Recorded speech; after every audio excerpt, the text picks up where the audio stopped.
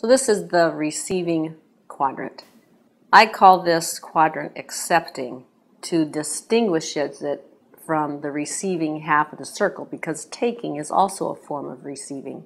So really I call this the accepting quadrant. And even the word accepting can have connotations that aren't pleasant, can mean, putting up with something that you don't want. So it's ironic perhaps that almost any word you choose that is about being done to is going to have one of the definitions of it is going to be about putting up with stuff. So that's interesting, isn't it? At any rate, this is the accepting quadrant.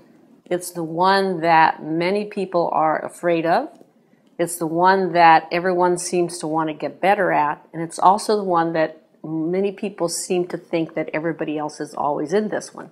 So in this video, I'm going to talk about the mix-up or the confusion in this quadrant, what it actually looks like when it's working, what's possible in it, and what happens in your life when it's easy and when it's difficult. So the accepting quadrant is, of course, the intersection of being done to and receiving, meaning it's for you. So it carries the challenges of receiving a gift, the vulnerability and the sometimes discomfort with that. It also carries the vulnerability of being done to, because we all have had experiences of being done to which were not pleasant and can feel vulnerable. So this is the intersection of two very distinct kinds of vulnerability. So it's quite understandable that it's challenging for many people. So there's a very big mix-up or confusion in this quadrant, and that's this. In this quadrant, something's happening to you. Your partner's doing something to you, and your partner intends that this is for you. And they have a good intention, and you assume that they have a good intention. But it doesn't feel that great. So now you have a fork in the road. One fork in the road is this. Well, it's happening to me, so I guess it's supposed to be for me. So if it's not that great for me, there must be something wrong with me. There must be some way in which I don't know how to receive. And by that line of thinking, becoming a better receiver means becoming better at putting up with stuff that you don't really like very much. So that's one fork in the road. The other fork in the road is, what is it that I actually do want? What is it that would be absolutely fabulous right now? And this fork, that is the only one that actually leads to the accepting quadrant. This other fork of trying to figure out how to like something that's being done to you is not where we're going. And it's the automatic road that many people go on, sometimes all the time. That's not this. So the crux in this fork in the road is, who is this actually for? And if I believe it's for me, to that degree I will act like it's for me. I will take the time I need to decide what it is that I want. I will change my mind. I will give feedback about what it is that I do want. I'll ask for it clearly and with full responsibility for myself. I won't hint. I'll actually ask. It's not about what I'm willing to go along with. It's about what I actually want and what actually sounds and feels fabulous. That's the accepting quadrant. So this fork in the road between what I actually want and what I'm willing to go along with, it shows up in a number of ways. The first way it shows up is in words. Your partner's going to ask you how you want to be touched. And if instead of considering what you want, you're considering what sounds okay, you're on the wrong road. And how it shows up in your words will be this. Your partner will say, how do you want me to touch you?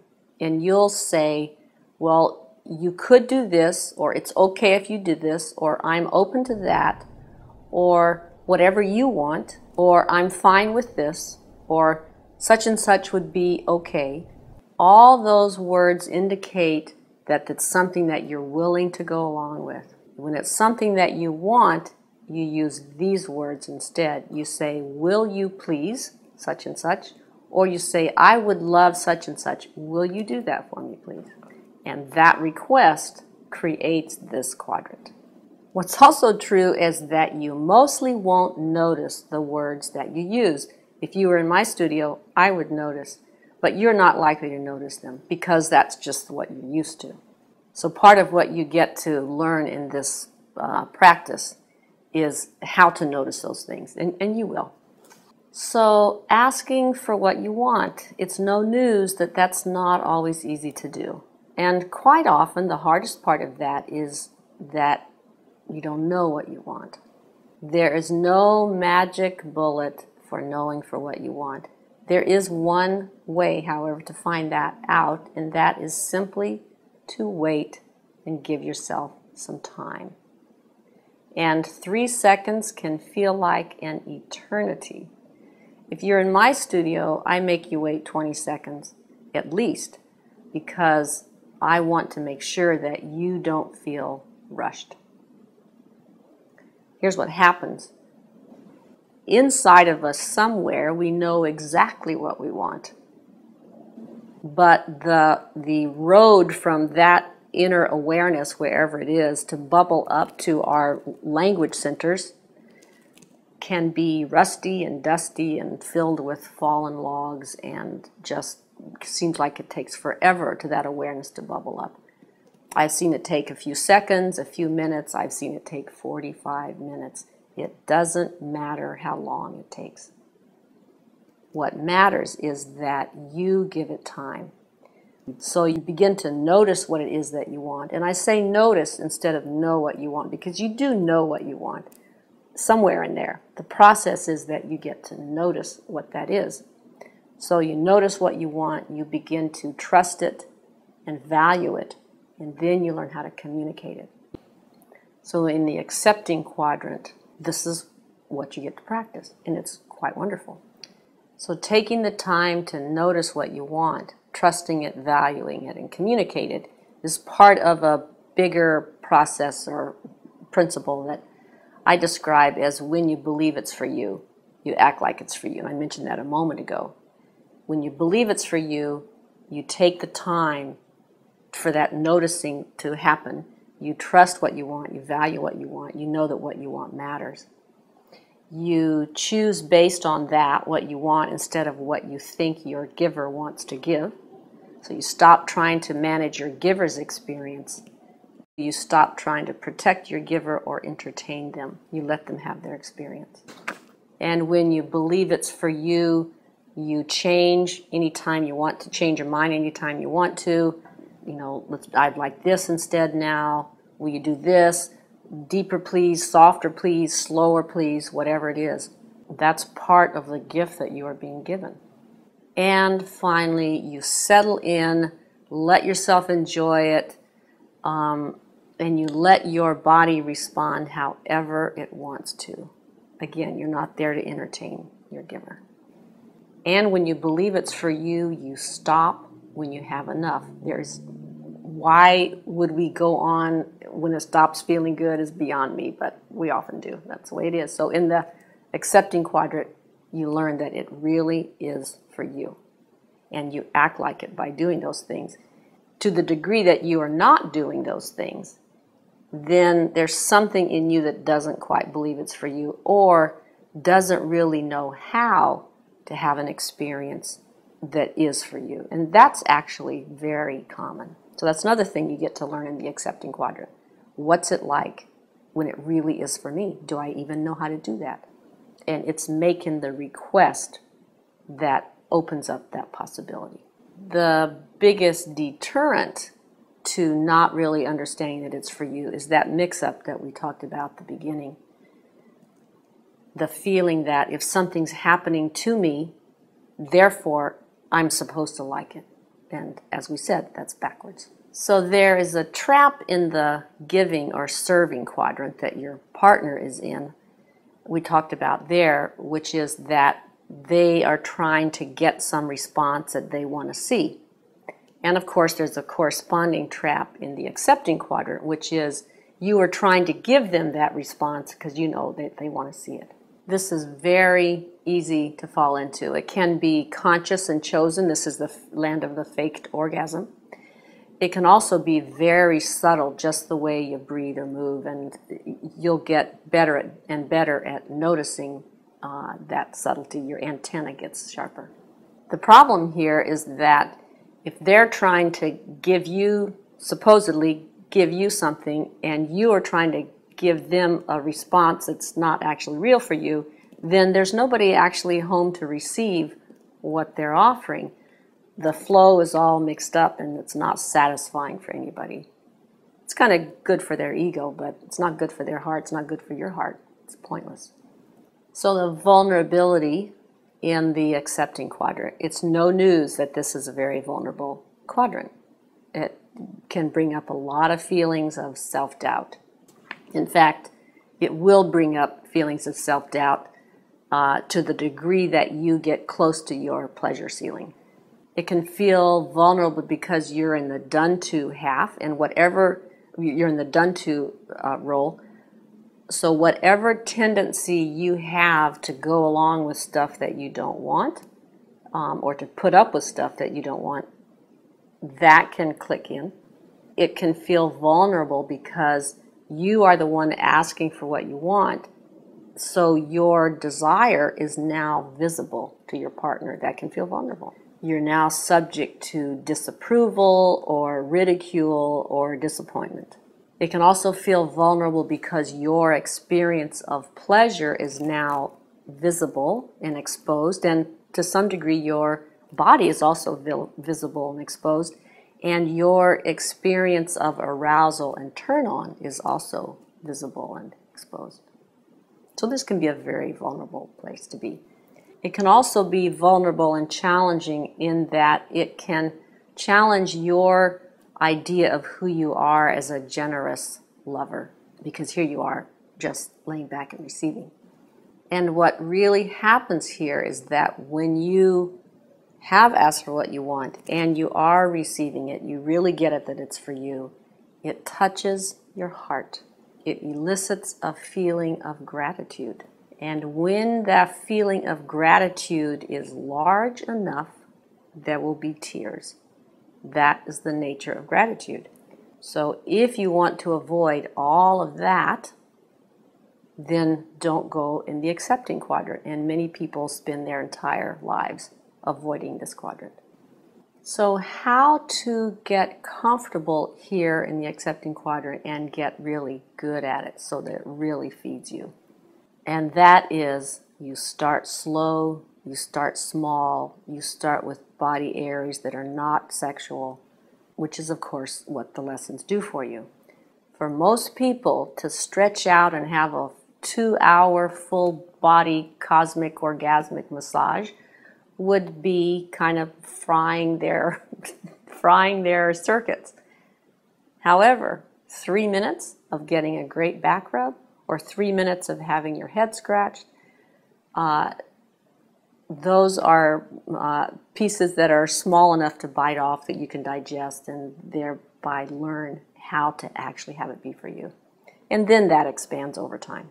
So having a great, big, dramatic experience in which you're really struggling with it and don't quite get it that it's for you is not the point. It won't work. What does work is a smaller, digestible experience in which you really do get it, that it's for you. And that is what changes your nervous system. So following your pleasure, we talked about this principle back in the beginning, but it's particularly potent here in this quadrant. And that is the surprising tendency that we all seem to have, that even though we know it's our turn, we turn it into work or we turn it into trying to do the right thing for the other person. So following your pleasure shows up here in this quadrant in these ways. Your partner asks you what you want, and you choose based on what actually sounds fabulous instead of what someone else thinks you should want or what some video says you should want. So you follow that pleasure. Second, it shows up when you're actually in the experience. again, instead of trying to like something that doesn't feel that great, you go with what already feels great. And that changes your nervous system, engages different parts of your nervous system, your blood chemistry changes, your whole body changes, and that is then what leads you and takes you somewhere else. You don't get to that point by pushing yourself. You get to that point by following the pleasure of what already feels good and diving in there, and then it naturally expands. One way that I like to think of this is if pleasure is a goddess in the woods, you don't tell her where she's supposed to go. You go to where she already is, and you follow her. And that is particularly true in this quadrant. And that also leads to the question then, of course, of, well, what if something is kind of edgy for me? What if I want to try something that's kind of edgy for me? What I tell people here is listen for the pull, not the push. And here's the difference. This is a push. Oh gosh, I'm supposed to like that. My partner wants me to like that. The video tells me I should like that. And so I'm going to try my best to like that. I'm just going to push through this barrier that I have because I guess I have a bad attitude. That's a push. Not so useful. Here's a pull. Ooh, that looks a little edgy for me. It's kind of scary, but I really would like to try it. That looks great. That's a pull. And again, it's a form of following the pleasure. Even though that might be a little edgy for you, it's still following the pleasure. So listen for the pull, not the push.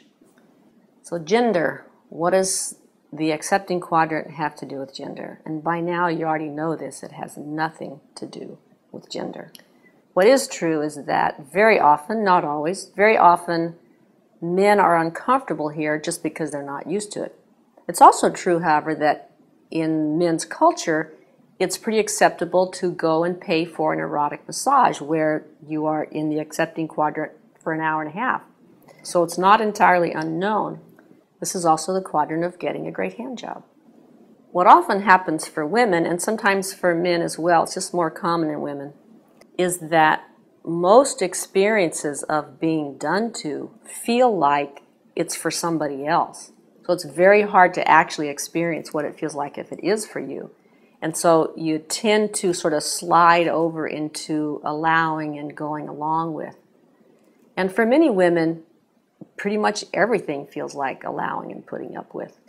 And finding out how to have it be for you can be a big revelation.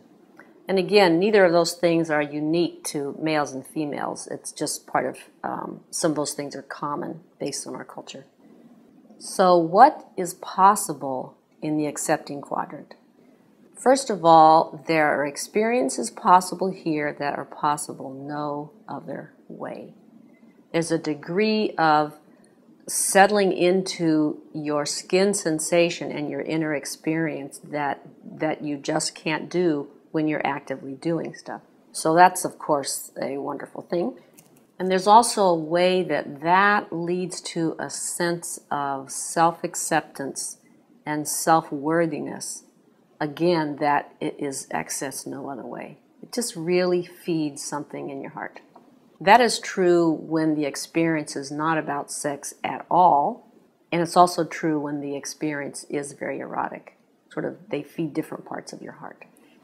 What you learn here in the accepting quadrant is that you learn to notice that there are, in fact, things that you want. You learn to notice them, to trust them, to value them, and to communicate them. You learn to put yourself first at the same time that you respect the limits of your giver.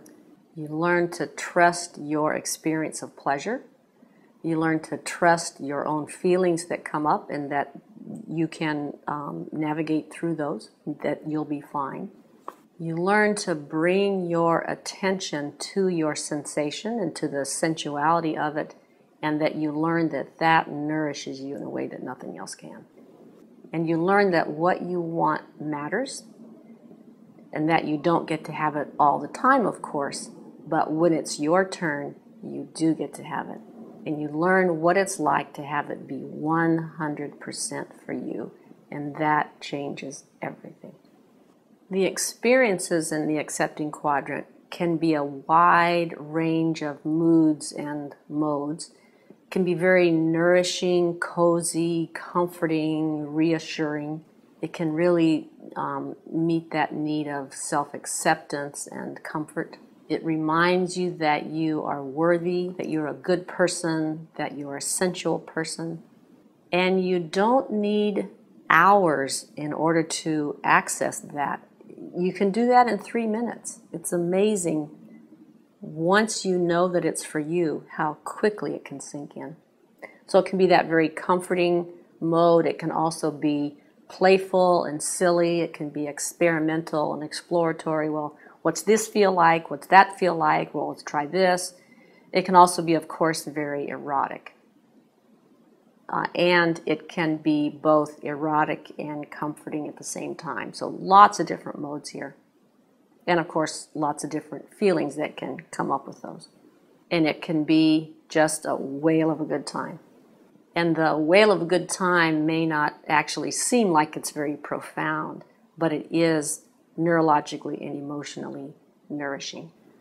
The essence of the accepting quadrant is, of course, receiving the benefit of someone else's action. And that, of course, is an important skill to have in life. And it's not necessarily easy either. If this quadrant is difficult, it will show up in your love life as you always thinking that you have to be the one who's taking action. And of course, that's delightful sometimes, but not all the time. When this quadrant is difficult, it shows up in your life as it's hard for you to ask for favors. You feel guilty if anyone actually offers to help you.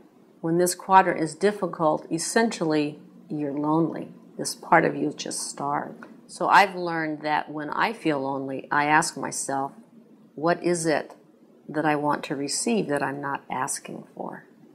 And there's usually something there. When it's easy and when you're good at it, you're able to combine those two pieces of respecting the other person's limits or respecting their no, and knowing that your desires count, and you're able to do both of those at the same time. So that means you can trust that there are things that you want and need, and you can ask for them with clarity and ease and with respect for the other person. And it's because of that, knowing how to respect the other person's no, that your heart is at ease in being able to ask for what you want. So getting good at receiving doesn't mean that you just take everything in sight. It actually means that you are very respectful about making your requests. There is a spiritual principle here in the accepting quadrant, which is noticing and acknowledging that we human beings need each other and we need each other's help. In the accepting quadrant, you get to face with that. And you get to find the pleasure and nourishment in that. There's some idea about spirituality, which is that we should always be giving. And while it's valuable to encourage us not to be self-centered, it's also true that there is nothing spiritual about not being able to receive. And as we learn to receive from each other in this very tangible, sensory way, we also tap into our ability to receive gifts of a less tangible nature from God, from the universe, however you think of it. And the practice of gratitude is a spiritual practice all its own. In some spiritual paths, this is the experience of grace, where we receive, but not because we deserve it. We receive simply because we are loved. Like all quadrants, this quadrant has a shadow as well. A selfishness, a disregard, laziness, a sense of entitlement. So that's the accepting quadrant. The intersection of being done to and of receiving a gift. Very rich, very fun, often challenging. It's a lifetime worth of exploring there. Hope you enjoy playing with it.